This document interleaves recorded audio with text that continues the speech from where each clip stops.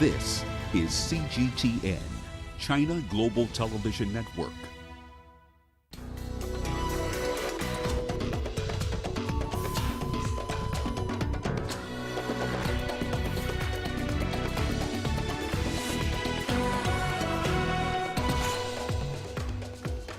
China pledges to help Nigeria access COVID-19 vaccines as Foreign Minister Wang Yi begins his Africa tour in Abuja.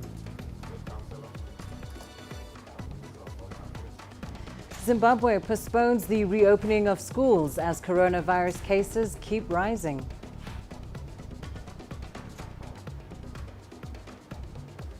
And Saudi Arabia reopens its land border and airspace to Qatar. Hello and a warm welcome to Africa Live on CGTN. I'm Lindy Mtongana in Nairobi. And with me is Raman Young with a preview of your business news. That's right, Lindy. Here's what's coming up in the course of the hour. Pandemic restrictions are hurting manufacturing in Nigeria. We'll have the details. And the New York stock market has made a U-turn on delisting 3 Chinese telecommunications firms. We'll explore why that happened in the course of the hour. For now, let's start with the latest in current affairs across the continent with Lindy. Thanks, Rama. Well, let's start the hour with Chinese Foreign Minister Wang Yi's visit to Nigeria. Wang Yi has met with President Muhammadu Buhari. Earlier, the Chinese Foreign Minister met with his Nigerian counterpart, Jeffrey Onyama. At a joint press conference, Wang Yi announced that China is donating $16 million to Nigeria. China will also help the West African nation to access COVID-19 vaccines. Foreign Minister Wang Yi has also said the Chinese and Nigerian governments will be working together to improve the health sector in Nigeria. On the other hand, Onyama said the two countries are discussing a direct air link between them to help improve trade. Well, for more on this, we're now joined by CGTN's Phil Ihaza in the Nigerian capital of Abuja. Certainly a busy day for the Chinese Foreign Minister. Tell us about the latest from his meetings with both his counterpart and the President of Nigeria.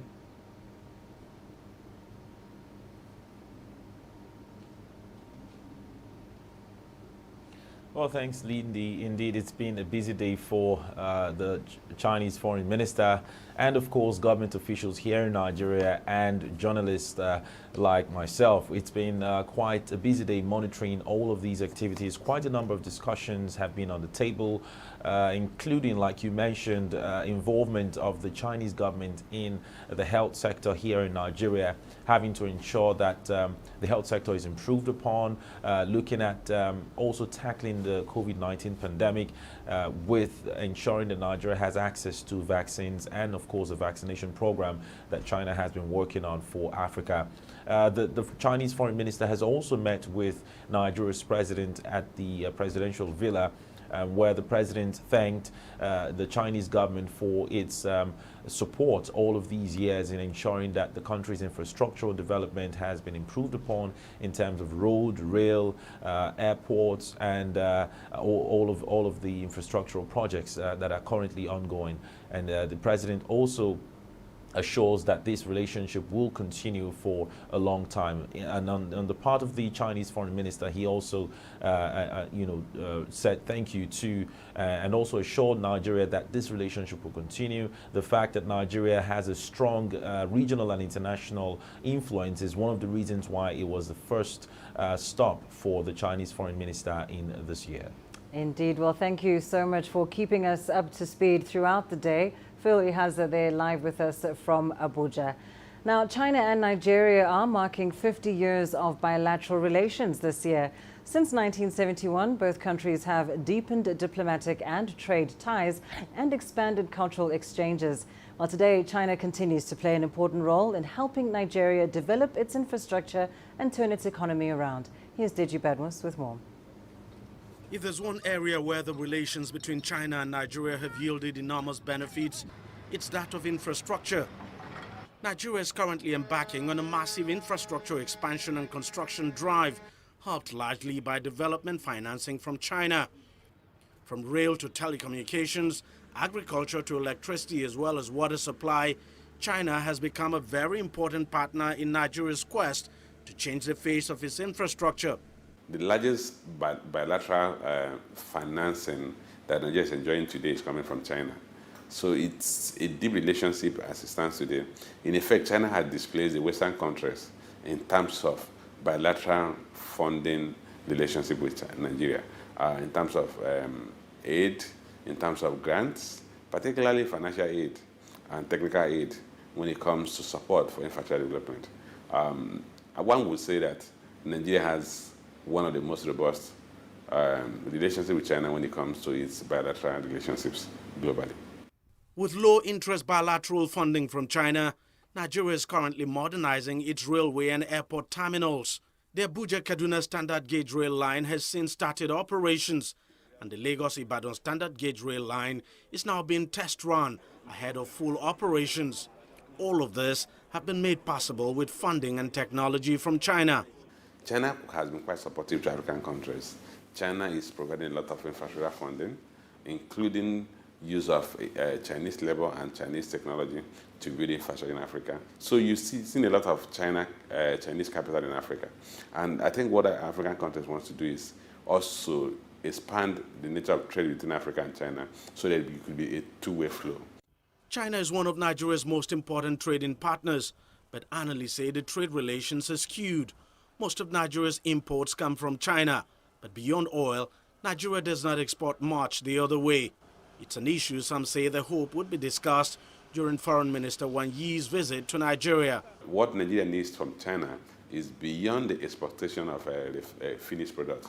For China to come and set up the manufacturing of some of those products, just like China has done in Ethiopia, where China is supporting one of the largest textile manufacturing centers in Africa. Nigeria is hoping to get COVID-19 vaccines by the end of this month so that it can begin inoculating people across the country. It targets to vaccinate at least 100 million Nigerians by the end of March.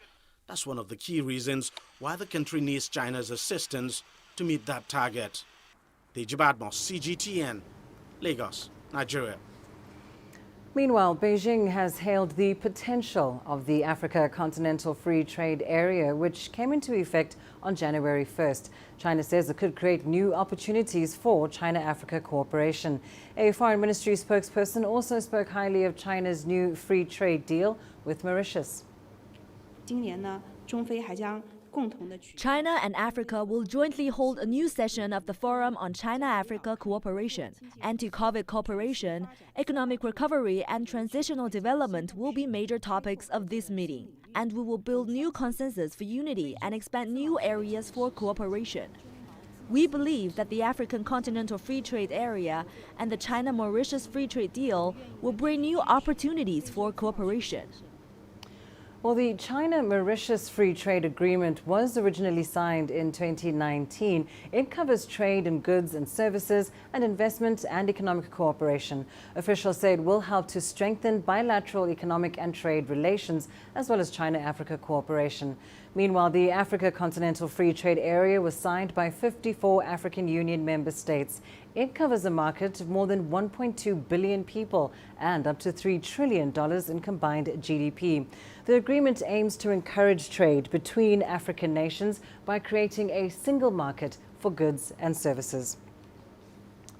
Let's turn now to the Central African Republic, where President Faustin Archange Touadera has won a second term in office.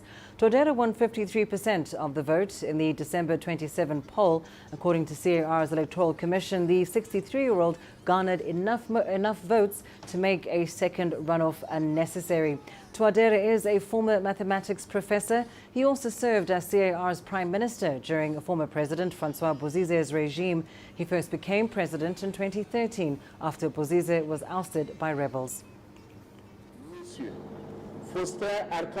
Faustin Archange Touadera, having received the absolute majority of the valid votes cast in the first round of the presidential election of December 27, 2020, with 346,687 votes, 53.92%, is declared elected.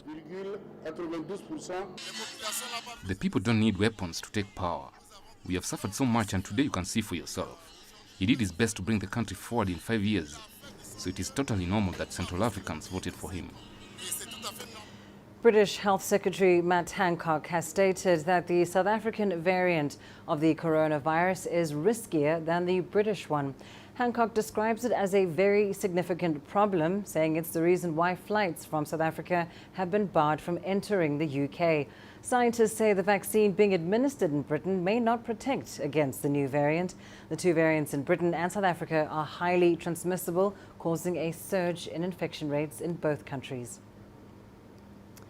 Well, earlier, Angelo Coppola told us more about how the South African government is handling this new variant and how it might affect ongoing vaccine trials.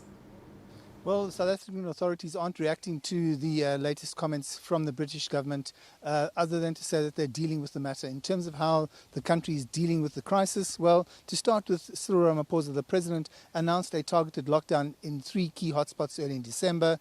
That was in the Eastern Cape, part of the Western Cape, and of course in KwaZulu-Natal. Gauteng was added to that list a little while later as a hotspot. Ramaphosa followed this up with a national lockdown to increased level 3, basically shutting down the bars, the restaurants, well, not the restaurants, the bars, the clubs, and selling of alcohol. That's because infections had spiked predictably over that time. In the short term, it is a lockdown that will only be ending on the 15th of January, but because of those increased infection rates that have been really high, between 10 and 15,000 new cases per day, and that's over the last couple of weeks, it's been suggested that he might in fact extend that timeline. Added to this, people are now returning from those traditional holidays that they've been on, and they've been in the major hotspots themselves in the Western Cape and the Eastern Cape, as well as KwaZulu-Natal. So there is some concern that asymptomatic carriers, those people, will be coming across those provincial lines and sharing the virus when they get back home. So the likelihood of an extension is pretty high at the moment. As to whether the current vaccines are effective against the various variants that have now been identified, at least 2 vaccine developers have said that they're going to be adding updates in their next vaccine batches to address the new variants. And that's according to Professor Tulio de Oliveira at CRISP, the KwaZulu Research Innovation and Sequencing Platform. So if those 2 big producers are moving to upgrade or update their vaccines, it's most likely that the other 5 or so that South Africa are talking to will also have to re-engineer or update those vaccines that they're busy creating. Well, the UK has become the first country to roll out the Oxford AstraZeneca vaccine after approving its use last week. Now, this comes as England and Scotland both announced tougher measures to combat the surge in coronavirus cases. Here's Guy Henderson with more from London. He's the first person in the UK, the first person in the world, in fact, to receive the Oxford AstraZeneca vaccine outside of a trial. 82-year-old Brian Pinker is on dialysis, so extremely vulnerable to coronavirus. He'll need a second jab, but in 22 days, even this one will bring some protection. Well, the vaccine means everything to me. I mean, to my mind, it's the only way of getting back to a bit of normal life. You know, this virus is terrible, isn't it? Normal life seems far off, though. Daily cases in the UK exceeded 58,000 on Monday. Amid fears the health service could be overwhelmed, Scotland was first to announce a lockdown from midnight.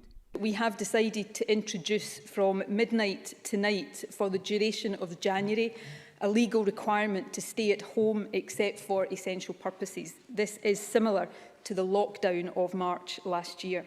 Within hours, British Prime Minister Boris Johnson followed by announcing tougher measures for England in a formal address to the nation.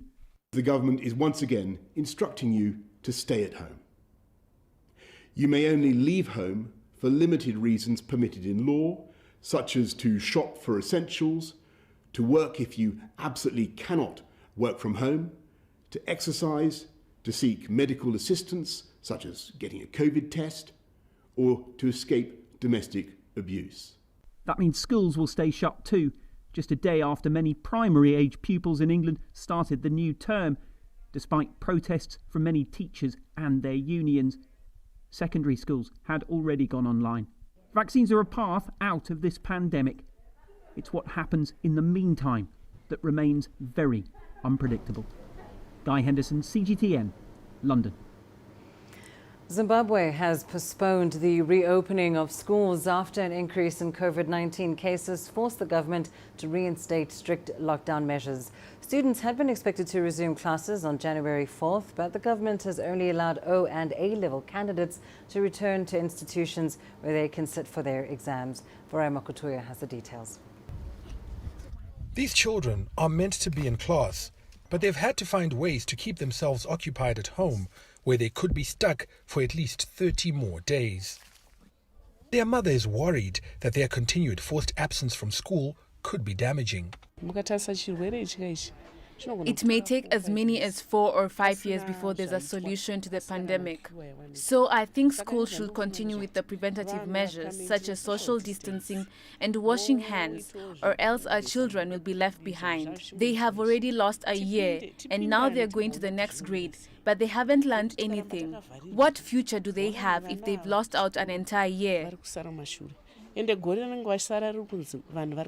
One of the biggest challenges is that not all schools are equipped to observe the recommended prevention guidelines.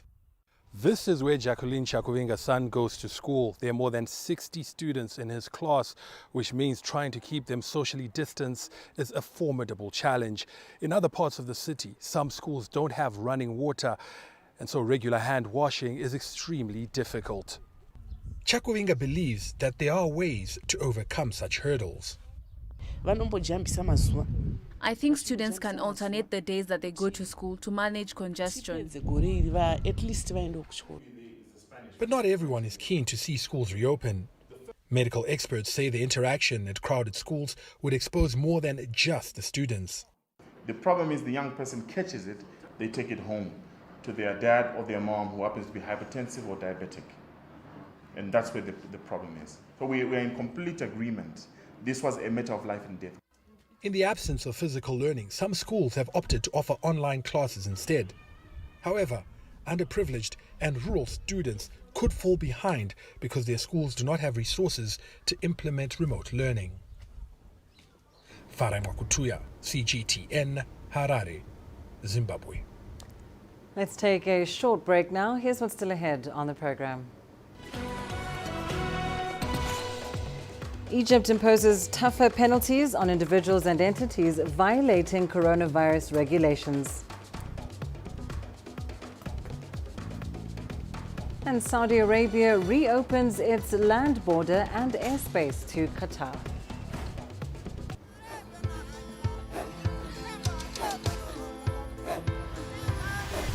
Africa is a continent of diversity, with varied climate and enchanting geography, and a people so distinct but with a shared enduring spirit.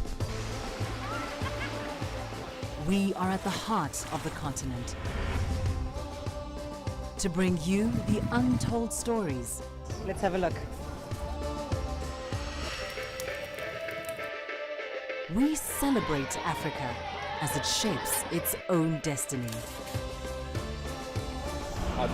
Tunis, Syria, Juba, Ethiopia, Tanzania. Africa Live. Find your voice. I try to not let it affect me, but there are days when it does. I'm a human being, and to see patients in a hospital bed and their family members are not there, there's no one there to hold their hand, that human touch, you know?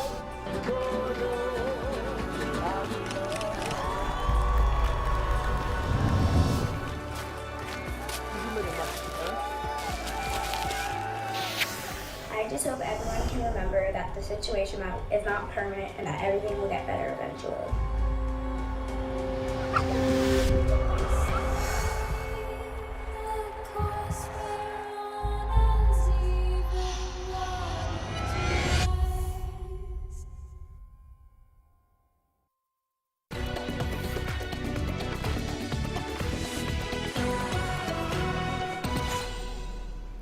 This week, Egypt will impose tougher penalties on individuals and entities found violating anti-coronavirus health protocols. The measures are aimed at stemming the increasing spread of the virus in this second wave of the pandemic. Yasser Hakim has more from Cairo. The number of COVID-19 cases in Egypt has exceeded 1,400 per day. That's a tenfold increase in only 1 month. Health experts have warned that this is an alarming rate. It was expected worldwide that the winter season will see a rise in the coronavirus cases because people gather indoors in the cold weather, and this increases the infection rates. In turn, more relatives or friends contract the disease from the infected ones. People also started to relax their health measures after the end of the first wave. The community opened up again, and social distancing and masks were ignored as many people got bored of the restrictions. This lack of awareness contributed to the rise in cases. In response, the government has outlined a set of penalties it will impose on violators of the health measures. It includes closing any restaurant or hospitality service that doesn't abide by 50% occupancy rates, and hefty fines on civilians who don't wear masks or adhere to social distancing rules on public transport nationwide. Many people, unfortunately, are not convinced that this disease exists, especially if they have not been affected by it personally. They truly believe it's a media circus and the disease is just a flu. I'm not talking more about people in the rural areas and villages. I agree with the decision to strictly apply fines because it's the only way through which Egyptians will adhere to the rules. Officials have told local media that actual daily cases of COVID-19 are much more than the official numbers announced. That's mainly because many patients quarantine at home and don't report their case to authorities. The government has so far shied away from imposing a lockdown or even partial curfew to avoid another economic recession. Officials are relying on public awareness and enforcement of the rules to counter the rising number of cases. Yasser Hakim for CGTN, Cairo. Meanwhile, Egypt has granted regulatory approval for the use of a COVID-19 vaccine developed by Chinese pharmaceutical giant Sinopharm. Egypt's health minister Khala Zayed told local media the first batch of the vaccine was in fact delivered in December, and more doses are expected in the country later this month. The most populous nation in the Arab world has recorded more than 140,000 cases of COVID-19, including 7,800 deaths. This, of course, since the outbreak began last March. Yasser Hakim has more. It's finally been made official, and Egypt is getting ready to begin vaccinating people by the end of January. Minister of Health Khala Zayed says the government is planning to purchase 40 million doses of China's Sinopharm jab, making it the main vaccine to be used in the North African country. If we are talking about Sinopharm, we are talking about inactivated vaccine. So we are talking about a virus that has been attenuated and inactivated inside the lab, and then you build your vaccine on it. So that's the most old and the classic way of building a vaccine. So we can say that it is the most safe one. In clinical trials, for example, for Sinopharm, we've been participating in the clinical trials with 6,000 participants. Last but not least, the price, because inactivated and attenuated vaccines, are actually cheaper than the new technologies. The first people to receive the vaccinations are the frontline healthcare workers, the elderly, and those with chronic disease. They're estimated to number about 21 million people. Each shipment from China will include 50,000 doses. To speed up the supply process, the government is negotiating with Chinese officials to explore the possibility of producing the Sinopharm vaccine in Egypt. We need to initiate what we call a technology transfer platform. It means that the Chinese manufacturer, they visit a plant here in Egypt, which has been actually executed maybe a couple of months ago, to check the plant, to check the technology inside Vaxera, Maslow al-Laqah in Egypt, and they estimated a 6 months reform and what we call a capacity building for the plant to be ready for manufacturing. So we are estimating by end of 2021 that we do have a ready platform for reproduction of the Chinese vaccine if everything went well.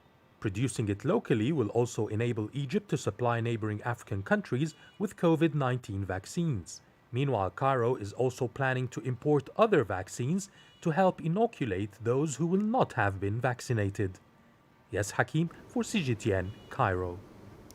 Staying in North Africa, Tunisia's Ministry of Health says it will make 2 million doses of a COVID-19 vaccine available to people in the country from the second quarter of 2021. The ministry has already reached a deal with international firm Pfizer to get the vaccine at the price of $7 per dose. Adnan Chouachi has the details. The Director General of the Pasteur Institute in Tunis has pointed out that the vaccine was chosen due to its early encouraging results. Tunisian health authorities are also in contact with several laboratories around the world as they seek to acquire other vaccines too. Pfizer will provide the first doses of the vaccine, which is being used in many countries. Based on evidence from clinical trials and scientific publications, this vaccine has proven results in boosting immunity. It's effective at preventing laboratory-confirmed COVID-19 illness. It's also safe. 2 million doses will be delivered in the second quarter of 2021. Professor Hashmi Luzir added that the current vaccines can fight infection from new COVID variants because emerging strains are likely to be genetically similar to prior ones. Existing vaccines protect against COVID-19 as well as the new virus. The changes in the SARS-CoV-2 sequence are variants, not strains. They are changes at the level of proteins. The immunity which was developed with the first vaccine, the antibodies and the natural immunity will be effective. Prime Minister Hisham Meshishi says the government will secure the anti-coronavirus vaccine as soon as possible. It will prepare a national strategy in early 2021 to facilitate the exercise. The strategy aims to identify priority groups that will receive the vaccine first. It will also come up with plans to equip the vaccination centers. This operation is urgent in order to fight the virus and prevent any further spread of the pandemic.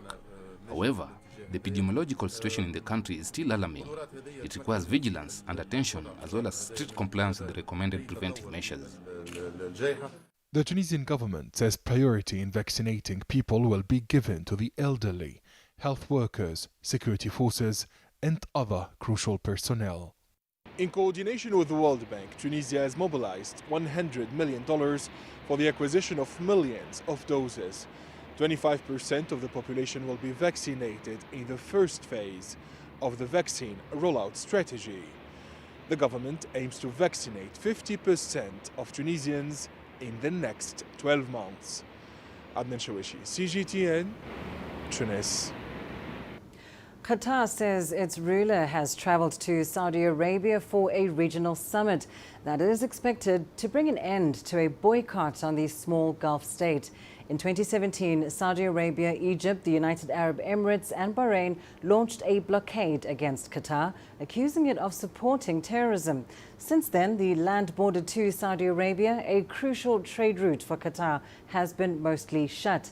However, on Monday, a Kuwaiti official announced that Saudi Arabia would reopen its land border and airspace to Qatar.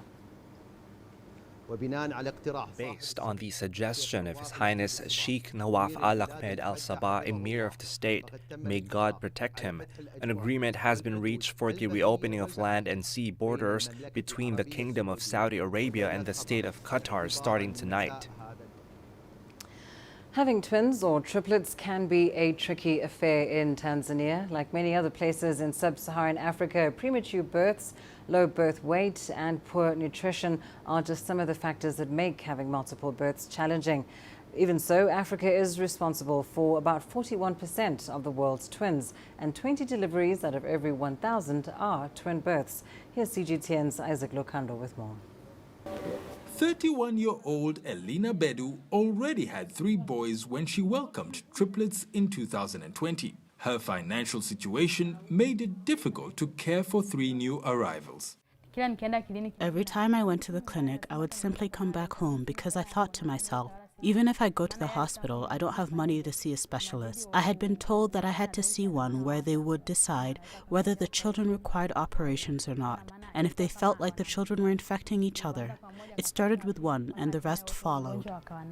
Elena credits the Angel Twins organization in Tanzania for paying for her 5-month-old triplets operation costs. The organization says it wants to see more women expecting multiple births attending clinics. A woman getting an ultrasound is something very important, even if they're not carrying twins. Many women are reluctant to getting them, but scientifically, it helps the doctors know what type of support to offer or how the babies are positioned, so that if a problem occurs, it can be solved, and so that we don't lose the mother or the children. Government statistics show that the rate of pregnant women attending clinics has steadily risen over the years to reach 98%. However, only 24% attend during the first trimester, which can put the women and their unborn babies at risk. According to a study published by the Lancet Medical Journal, 1 in 5 twins dies before their 5th birthday. This is 3 times higher than the overall mortality rate for children. The Tanzanian government aims to reduce the rate of stunted growth in all children from 34% in 2016 to 28% this year. This doctor says the risk of stunted growth is greater in twins and triplets from low-income families. One of the major challenges that women with more than one child face is nutrition. When these children are born, they're supposed to feed well and get the necessary nutrients in their bodies. But many women fail to meet the nutritional demands because of their low incomes, so many children end up with stunted growth because of lack of access to good nutrition. Elena says she is aware that taking care of her triplets will not be easy. However, she still dreams of a good life for her children. I want them to study and get money, so that way in the future they help others with problems out there, so that they will help people that they meet. May God help them to have a giving heart. As organizations like Angel Twins strive to support the health and well-being of twins from low-income families, more help is needed to ensure twins and triplets in the country don't just survive, but thrive. Isaac Lukando, CGTN, Dar es Salaam. Entrepreneurs are struggling to make ends meet. Since the start of South Africa's first lockdown, many have lost their livelihoods. Angela Coppola has more. The desolate Karoo region in the interior of the Northern Cape province is not traditionally the environment you'd find an event designer and wedding organizer operating in. So I came up with this idea of developing a Santa candle that's based on my heritage and my family and where I come from. And I came up with this candle that smells, the basis of the candle is impepo, which is like a very sacred plant in the African culture. Business analysts love a good idea, but the challenge is determining whether there's a sustainable market in the idea. There's definitely a market for a luxury candle with that's infused with impepo, obviously, because regardless of income or what you achieve or what you don't achieve, it's like people still use impepo on a daily basis. And what better than, instead of burning it the traditional way, just walk into your home and just lit a candle in it. And then you have this beautiful fragrance that creates like spiritual awareness around you. Being adaptable is a key element in success or failure. It's also all about passion. It's still a market for it, but it's much more smaller. So, and that's why you have to supplement whatever you do with something else. So that's why the candle, and like flowers, weddings would always be like my first love. Entrepreneurs have had to adapt to the changing COVID environment. Some have made that leap of faith successfully, and some have fallen by the wayside. I'm Angelo Coppola for CGTN in the Karoo, South Africa. Roman Young has your sports news up next. Business news in this particular instance. Business, forgive me, business news rather. That's certainly the case. More business coming up very shortly here on Africa Live.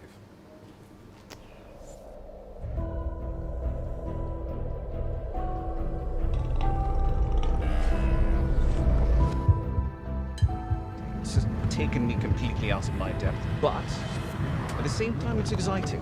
It's new, it's different, it's a challenge. It's really exciting.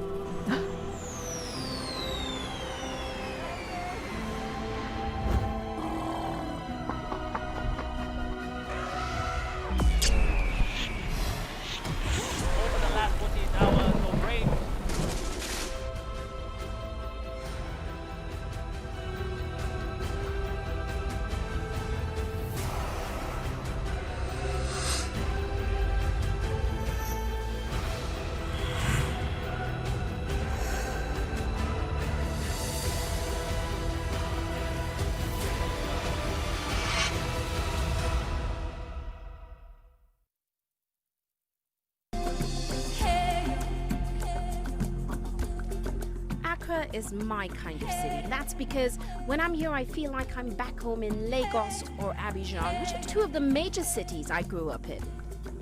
Business in Africa is high risk. After about a decade covering business news on the continent, I've learned it's all about the high risk, but also the high returns and the high energy. You simply have to adjust in order to keep pace. When I started out as a journalist, my dream was to open people's minds to the different perspectives. From the CEO in the boardroom to the trader out in the street, we all have different stories. From Accra to Addis Ababa, from Cairo to Cape Town. And I wouldn't have it any other way. Here at CGTN, we realize that Africa is on the move, and it's moving fast, but we're moving right along with it. I'm Ucheo Koronkwo, and I'm a business anchor and reporter at CGTN.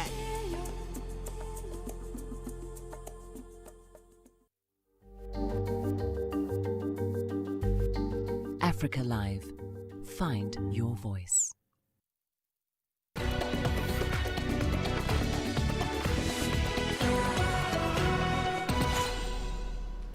Welcome back to the program. Let's head over to South Africa. New restrictions on social and economic activity over there are expected to slow down the country's economic recovery. That is according to Citigroup. It's one of the world's top investment banks. Now, Citi economists are arguing that growth forecasts for 2021 face downward revisions and debt could exceed 100% of GDP in the 2022-2023 fiscal year. Here's CGTN's Angela Coppola with the numbers. South African growth forecasts for 2021 face downward revisions and debt may exceed 100% of GDP in the 22-23 fiscal year. But there is an immediate impact as the hospitality sector will bear the brunt of the new restrictions. The economic impact will obviously be quite severe, particularly in the liquor industry, in the hospitality industry, the restaurant industry. But at the time the president made the announcement to take us to lockdown level 3, we did say, and we still maintain, that he didn't have too much of a choice. The announcement came in the middle of the traditional holiday high season.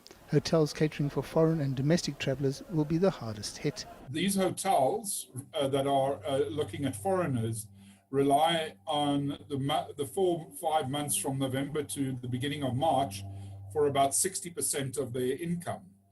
The other fact is the local hotels and the local guest houses rely about for 40% of their income for the 2 weeks leading up to Christmas to the beginning of school term and just thereafter. To make matters worse, government hasn't provided any support to businesses or workers. We will also be interacting with social partners at NEDLAC, at the COVID Rapid Response Task Team that's been meeting since the advent of COVID, to see what the possibilities are of government extending some sort of support to businesses and employees that might be impacted. South Africa a bit unique in that we've enforced business closures, but we don't allow for help to come through. It seems to be very much a problem in the poorer countries, but South Africa is a higher middle income country, should not have that problem, but yet we do. And that is going to have a devastating impact on the economy. The latest lockdown is expected to be revised on 15 January. It all depends on the infection rates and whether they have come down or not. A new approach has been suggested. For instance, the hotspots that have been declared, what's been the impact there? Are those still going up? Are those still hotspots? Have they worsened? If so, can we make appropriate targeted interventions in those hotspots, in those areas where we're seeing exponential increases in the virus, instead of having a general... There's no question that this latest lockdown has had an impact on the hospitality sector over that December period. The question now is whether that lockdown is extended beyond the 15th of January. I'm Angelo Coppola for CGTN in Braamfontein, South Africa. After its worst drought in decades, more than 500,000 urban residents in Zimbabwe are due to receive cash transfers. Now, the funds are part of aid efforts to tackle a critical food deficit. Some families have escaped hunger by practicing urban farming, which, despite being prohibited by law, has been absolutely critical in helping to bridge the gap in food security for years. From Harare, here's CGTN's Farai Moktuya with the details. Thulani Ncube has 3 different pieces of land that she works in Harare's most densely populated Mbare suburb. She's been growing maize, beans, and a variety of other vegetables for 5 years now. I no longer spend any money on food because all of my family's nutritional requirements are met from what I grow here. It's a stress-free way for me to feed them. What she can't grow, she buys using proceeds from the sale of surplus produce from her gardens. My family can't eat all the vegetables I grow, so we sell them in the market. If I manage to grow any excess maize, I also sell that and use it to buy other things that I need. She harvested over a ton of maize last season and expects even more this time round due to the better rainfall. Her output would make some rural farmers envious, even though she's breaking the law. Urban farming, particularly in areas like this, near the banks of a stream that's just beyond this crop of maize, is illegal. However, enforcement of the laws by the authorities has been lax, which is why activity continues to thrive. Thousands of urban dwellers have invaded any available open space to grow food despite the potential environmental cost. I know farming on the stream banks causes siltation, but I do it anyway because I need to survive. This is our way of life. Zimbabwe is pinning its hopes of recovery from the current food shortages on continued good rains, which it hopes will produce enough to feed millions currently in danger of starvation. While urban farming is forbidden, it could help ensure that at least those in the cities have enough to put on their tables. Farai Moktuya, CGTN, Harare, Zimbabwe. Away from African shores, China has responded to the New York Stock Exchange's move to not delist 3 Chinese telecommunications firms. The Foreign Ministry spokesperson said that the crackdown will have little impact on Chinese firms, but it will damage the United States' status as a global financial center. The NYC had earlier announced plans to delist China's 3 largest state-owned telecommunications companies in a bid to comply with the November U.S. executive order. The company, however, did not mention why it had changed course. Some political forces in the U.S. keep suppressing foreign companies for no reason. It reflects the arbitrariness and uncertainty of its systems and rules. We hope the U.S. side will respect the market and the rule of law and do more to maintain the order of the global financial market. And as part of efforts to better protect the environment, China is implementing a new policy to curb the use of non-degradable plastic shopping bags starting this year. From Shanghai, CGTN's Li Jianhua explores how supermarkets and delivery companies are now replacing their traditional packaging with alternatives. Starting this year, major Chinese cities are limiting the use of non-degradable plastic products. The new policy applies to shopping malls, supermarkets, pharmacies, bookstores and restaurants that provide delivery services. One-off plastic straws have been banned. Instead, we're selling paper-made straws. Sticks of cotton swabs have been replaced with bamboo ones. All the non-reusable plastic knives, forks, and spoons have been replaced with those made from cornstarch. Reusable or degradable plastic bags are being encouraged, and rolls of plastic bags for perishable foods are being cut back on in the supermarket. There used to be 11 spots where customers can find plastic bags for perishable foods for their convenience. Now, we're reducing the number to 5. If someone uses too many of these bags, our staff will intervene and help them with packing. Then retrieve the extra bags they take. Another business that involves excessive use of plastic bags is China's delivery services. Figures show that 80 billion packages were delivered in 2020 alone. China's ZTO Express is starting to replace their traditional bags with reusable or degradable ones. Starting October last year, we've been promoting the use of these degradable waterproof bags and these traditional bags for stock production. This helps contribute to the cause of environmental protection. In the meantime, we've been using these thinner packaging tapes, about 45 millimeters wide. It can reduce the use of tape for packaging by 20%. China banned 3 plastic grocery bags in 2008 as a first step in curbing plastic pollution. Plastic invented at the beginning of the 20th century brings much convenience to people's lives, but in recent years the true extent of its devastating environmental impact has become clear. The ban on non-degradable plastic bags has been a baby step taken by China, and if you go online right now you can still buy them, and some are suggesting the government should take more stringent measures in the future to ban the use of plastic bags. Li Jianhua, CGTN, Shanghai. And I'll leave it there for the time being. I'll be back at the top of the hour, though. In global business, we'll be looking towards the Gulf. Leaders from that particular part of the world have reached a solidarity agreement, they're calling it, effectively ending a 3-year-long embargo on Qatar. But what does that change for Egypt, both from the economic and a defense perspective? We'll have some details for you live from Cairo at 1800 GMT. See you then. For now, back to Lindy. Thanks so much, Rama.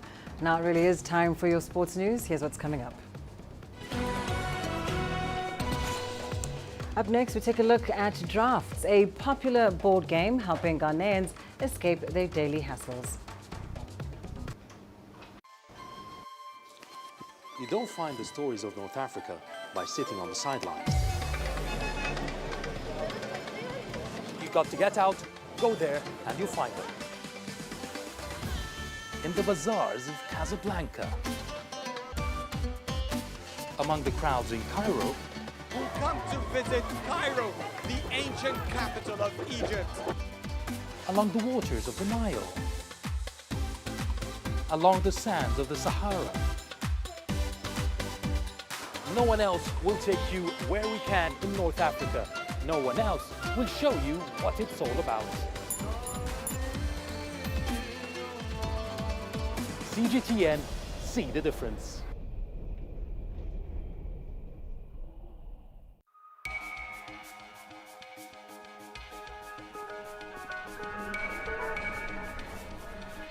You're watching breaking news on CGTN.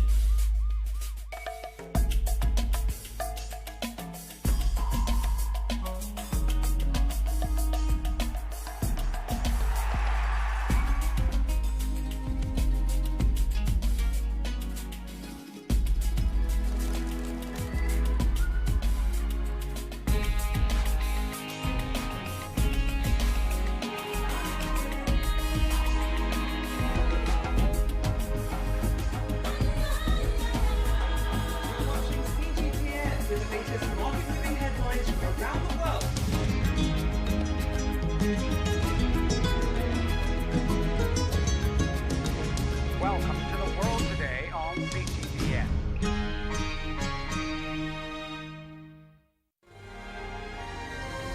The greatest journeys, the greatest sights,